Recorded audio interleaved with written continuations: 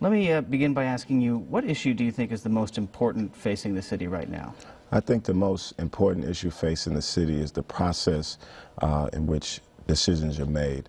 I think we have to get decision-making power and priority back to the people, to the neighborhoods, to the community, to the residents, and not to just a few power brokers, corporate power brokers, determining the decisions that affect all of us. My years of experience as a community organizer, I'm a third-generation community builder who's grown up here in Seattle's Central District neighborhood, and I have a sense of what it means to work from the grassroots and to understand decisions coming from the community and then being implemented at a government policy level for the best interests of everyone.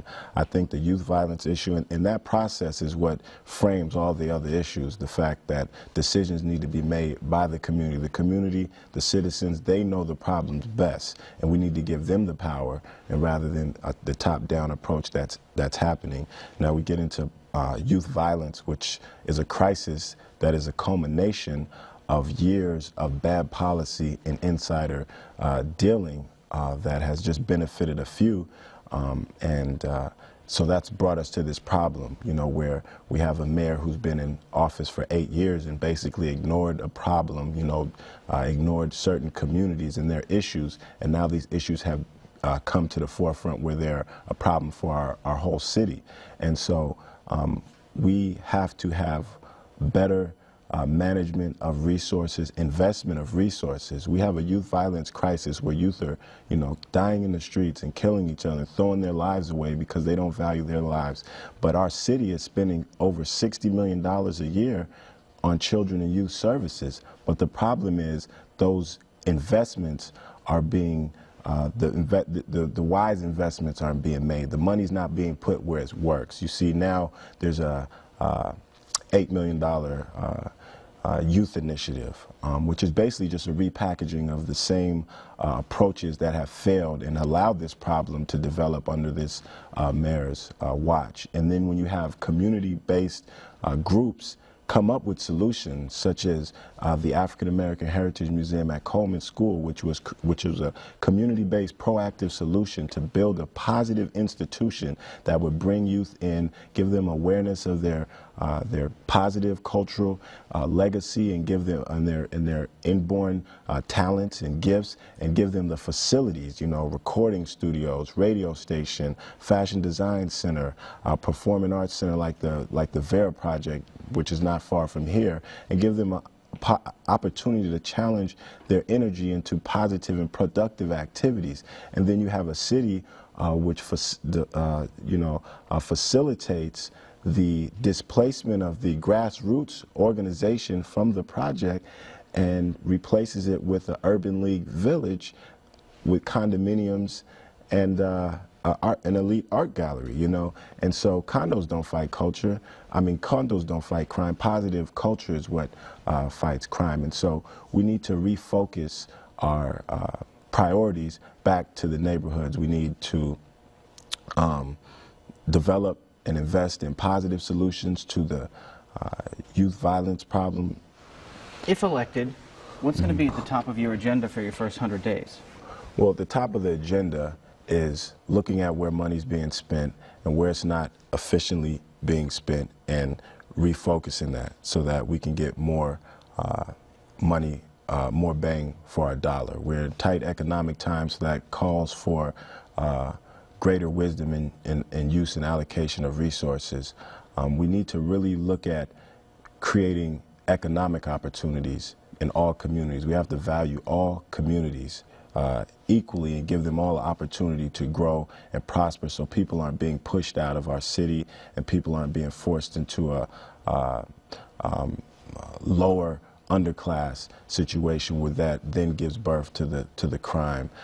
So we want to focus on getting real solutions to the youth violence by reallocating the money into more effective grassroots level organizations and projects, such as the Umoja Fest Peace Center, which is developing and youth-led in the central area, and the Youth 180 organization, the Mothers Outreach organization, and grassroots level initiatives that can really solve the problem. So we'll solve the youth violence problem by investing in the organizations that solve the problem and not bureaucratic organizations which kind of just keep recycling the same type of programs that have failed to address the problem. We have to look at the stimulus and making a commitment to making sure that we're not just green, but we're waving the flag of green equity, where all have the opportunity to participate in a new green economy through green jobs and training and development of green businesses in all communities. And those would be priorities. What's your vision for a comprehensive transportation plan for the city?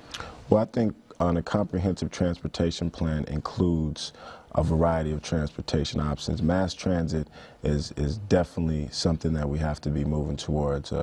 We have a light rail, but again, with the light rail, there's environmental justice issues, whereas we have a at-grade rail down the middle of the South Seattle, which there's a larger population of lower income and a larger ethnic diversity, and so that's one thing. So we have to have some mass transit, but you also, if you want people to get out of their cars, you have to make things more accessible. So developing localized economies where the things that people need are more available and accessible to them within walking or biking distance, and also making the city more pedestrian and biker friendly. Also increasing the vibrancy of the neighborhoods by supporting cultural workers and cultural development in communities, which will provide greater desire for people to come out and get to know each other and bond and exchange and build community together. Do you support replacing the Alaskan Way Viaduct with the deep bore tunnel? Not really, no. I think that we really need to look at what's the best and most efficient investment of our money. If it's something that's done and it's going to go forward, then we need to be looking at leveraging infrastructure problems, that one or any others, to create jobs, equity in contracting, so that people who need jobs can get the jobs doing the work that needs to be done. When you look at the Sound Transit, there was billions of dollars moved through South Seattle, a community which has high unemployment rates, which then leads to higher crime rates and violence, and we could have really solved the problem around youth violence by getting more of the young people into trades and onto positive career paths, and then leveraging that to have those people go back into the community and mentor and work with other young people and start businesses in the community and things of that nature. So we have to leverage our investments to get more out of them. You know, we have kind of a fragmented approach to things, but most of our issues are interconnected. When you look at environmental stewardship and transportation and public safety and youth violence and livability and economic development, these things are all interrelated. And so when we approach these issues, we need to approach them from a comprehensive perspective. I know you've touched on this already, but Seattle has a youth violence problem. It has a gang problem. Some have called it a pandemic, and there seem to be two schools of thought emerging about how to deal with it. One would treat it almost like a public health threat, like an infectious disease, and the other calls for tougher crackdown by police and harsher penalties. Where do you fall along those two lines, and how would you specifically deal with the youth violence problem? Well, I have a track record of dealing with the youth violence problem. I'm recognized and known in the community as someone who has the ability to develop programming and projects which engage youth and turn a negative mentality, antisocial and self-destructive, into a positive and constructive mentality which is beneficial to the community.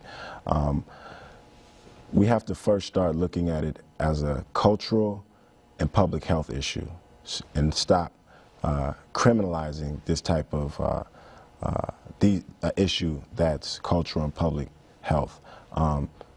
Police respond to crime. They don't stop crime.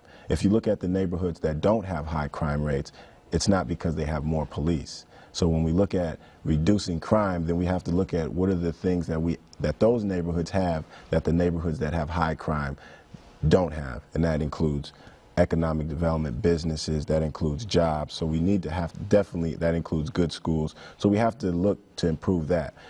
Education, the youth that are involved in the activities of violence and throwing their lives away and not valuing other people's lives and not building their community have not succeeded in school. So we need to have a culturally relevant, career-based curriculum in our schools.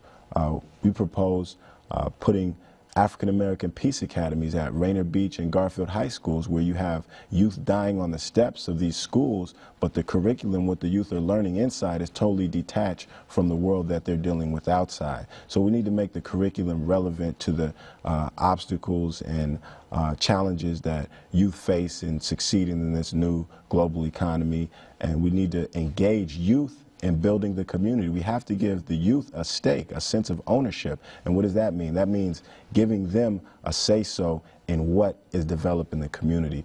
We've surveyed hundreds of youth in the community, and what they say is that they want more activities, they want to be able to be in business, they want to be able to pursue music and arts, they want to be able to pursue sports. So when we look at investing resources, we have to invest in the things that are going to attract the youth. And then when we attract the youth and meet them at their point of interest, then we can expose them to other positive development activities and academic paths and career activities. I've worked with youth that have dropped out of school, and now these youth have come together to build a school at the Umoja Fest Peace Center in the central area of Seattle. And I will work with reinvest money into grassroots agencies again, or not agencies, but organizations, the people that are on the street level, and then challenge the corporations and the businesses that are in the community to get more involved. You can't just come in and do business and not have any concern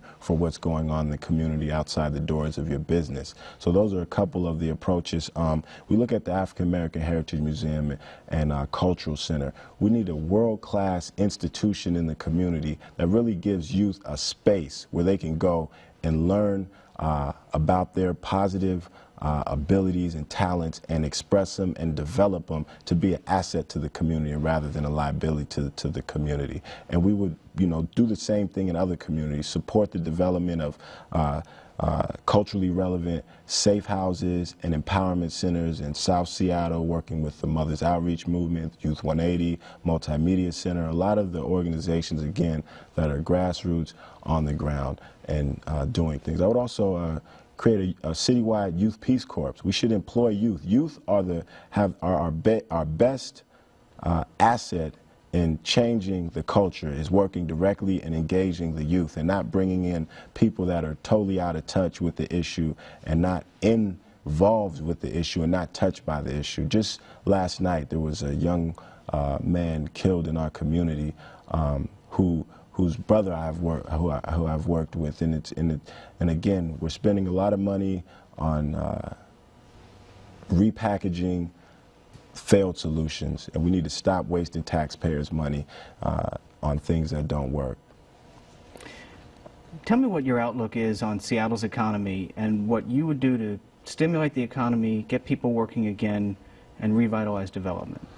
Well, I think one of the most important things about stimulating the economy is stimulating education and making the education system more relevant and inspiring people to develop the skills that they need and also start businesses. And you have to make it easier for businesses to grow and hire people locally and provide family wage jobs. I think the green economy provides a great opportunity to create new opportunities. Equity. When we look at contracting and infrastructure projects, we need to make sure those are local jobs, that we're creating local jobs for local businesses, and we're spreading the money that we're investing in our city to benefit the city. Those are some of the primary things that I would look at. Also, investing in the development of cultural districts to make the city more vibrant, make people want to come out and engage, and make communities safer and more positive places to shop and do business and meet people and things of that nature. The current mayor has an environmental initiative called SCAN, Seattle Climate Action Now. And in addition to ideas like increasing recycling and weatherizing homes, a big emphasis is getting people out of their cars, getting them to walk more, bike more, ride the bus more. What do you think of that initiative? And if you were elected, would you continue that initiative? Well, I think we need to add to our green initiatives a commitment to green equity. The green economy provides an opportunity for us to not just save the planet, but to save people, to provide pathways out of poverty through access and training for green jobs. And I think that needs to definitely be a priority, because that way we can address our crime issue, our youth crime issue, getting people attached with livable wage jobs. We can increase public safety in the community, and that will then make create greater opportunities and incentives for people to want to walk and travel into the communities. And we need to have better education, better outreach, to inform people of the benefits and of getting out of their cars. I think it's also important to invest in training, job training programs like the Seattle Vocational Institute and projects at South Seattle Community College, which are have training in the green economy. And we definitely have to look at greening minds, and keeping people moving on positive life tracks. As much as we're talking about recycling things, we also have to be willing to give people a second chance through effective rehabilitation. Seattle has a thriving arts community. The mayor has launched the Office of Film and Music, wants to make this city the music capital of the U.S., wants to bring filmmakers back to make movies here. We have Seattle Art Museum, Experience Music Project, Benaroya, all kinds of arts. What value do you place on the arts and culture in the city, and what do you think is the responsibility of the city to financially support the arts and culture? Well, I think investment in the arts is a very valuable investment, because through arts, people are inspired to reach their full potential.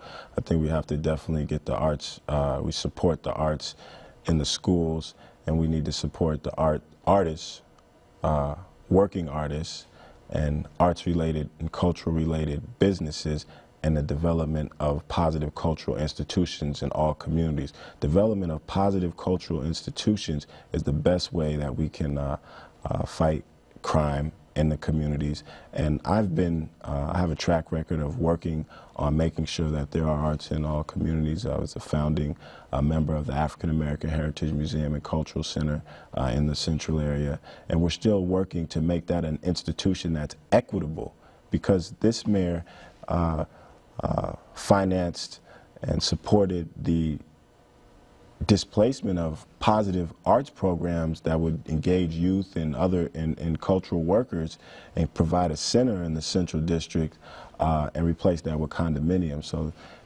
we would make it a priority that all communities are equitably supported in their development of their arts institutions.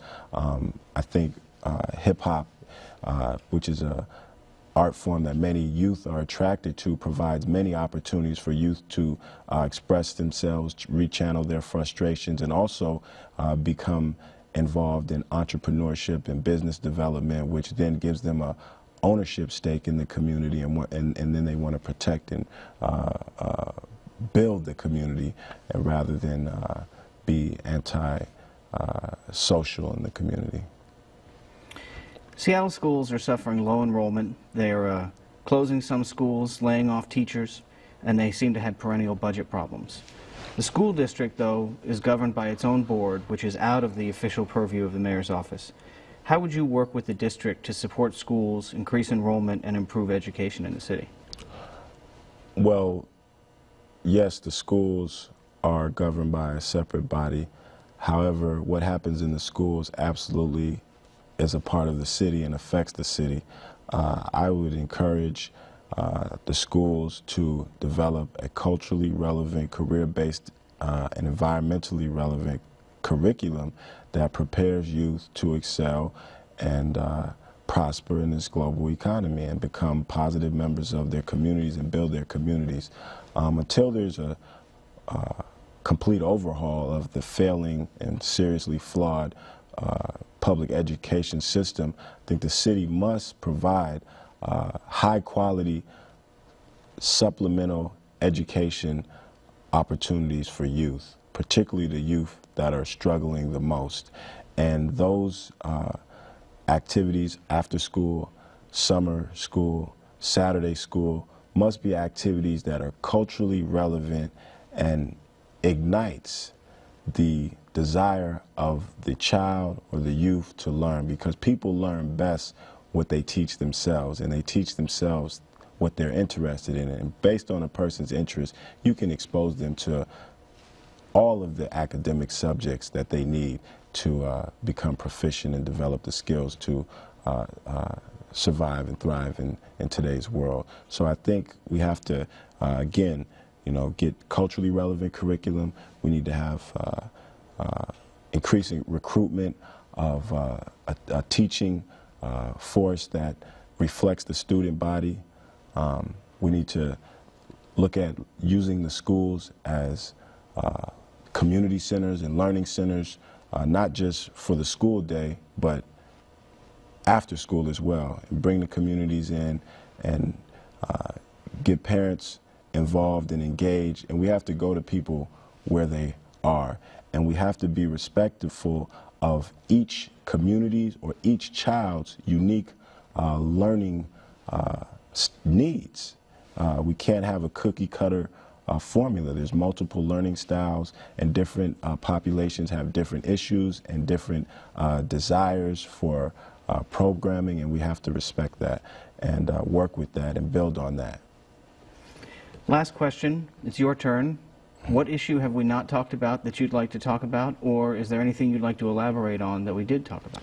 Well, I think we have to go back again to prudence and the management of the resources of the taxpayers. We have to stop wasting taxpayers' monies on things that are not working and benefiting the community as a whole, the neighborhoods as a whole, the city as a whole, and putting the interests of a few wealthy, developers and corporate power brokers in front of the interests of everyone else. That's pretty much the basics. And another important thing is the way the media doesn't present all the facts so that people and the citizens can make accurate conclusions based on the actual facts of situations, and that is one of the most important things. I mean, if we just look at what's going on right now, where the Seattle Times and the media are just choosing to cover or promote certain candidates or certain initiatives, and not giving people objective information so that they can make conclusions for themselves. So again, putting the people, giving power back to the people, communities, the neighborhoods, better management of our resources, and investing in problems that, in solutions that actually solve the problem. We shouldn't have to keep investing the same money year after year and not get a solution for the problem, such as what we have with this youth violence crisis, which has grown over the last 8 years because of the negligence of the mayor or the benign neglect and than the poor response, which is giving money to agencies, you know, such as the Urban League, which are not engaged in the community and not competent in addressing these issues. And so that's a very big problem. I also think that we need to really focus on empowering the citizens to solve the problems that they can, and that includes significantly increasing the budget of the Department of Neighborhoods. K. Wyking Garrett, thank you very much for being here. Appreciate it.